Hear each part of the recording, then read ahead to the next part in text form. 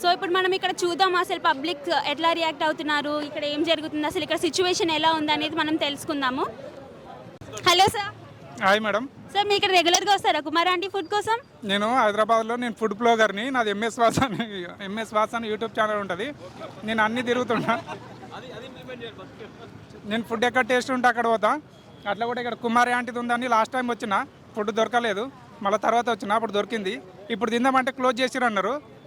Close చేయడానికి reason ఏమంటుంది? అంటే ఇక్కడ ట్రాఫిక్ జామ్ ఎక్కువ అవుతుందని. లాస్ట్ టైం నేను వచ్చినప్పుడు అక్కడ నుండి అక్కడ వరకు రోడ్ మొత్తం కార్లు ఉండే, పెద్ద పెద్ద సెలబ్రిటీలు వచ్చి తింటూ ఉండే.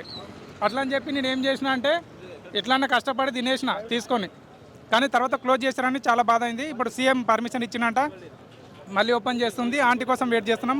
అయినా కానీ ఇప్పుడు బయట వేరే ఆంటీ కాడ తింటున్నా. మళ్ళీ రేపటి నుండి వచ్చి ఇక్కడ తింటాం. ఆఫీస్ ఇక్కడ దగ్గరనే ఉంటుంది.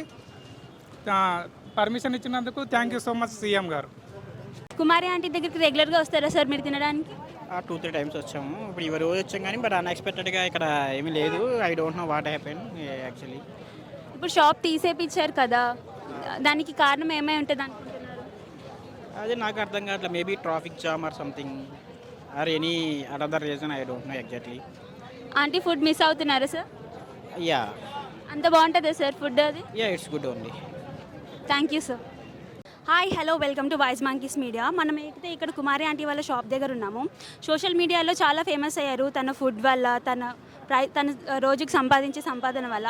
అదే సోషల్ మీడియా మళ్ళీ తన పొట్ట మీద కొట్టినట్టు అయ్యింది. ఇక్కడైతే తన షాప్ తీసేపించారు. తన తోటి కస్టమర్స్ కూడా, వేరే షాప్ వాళ్ళు కూడా ఇక్కడ మీడియా వాళ్ళ మీద కోపడుతున్నారు, ఎందుకు ఇలా మాకు పొట్ట మీద కొడుతున్నారు అనేసి.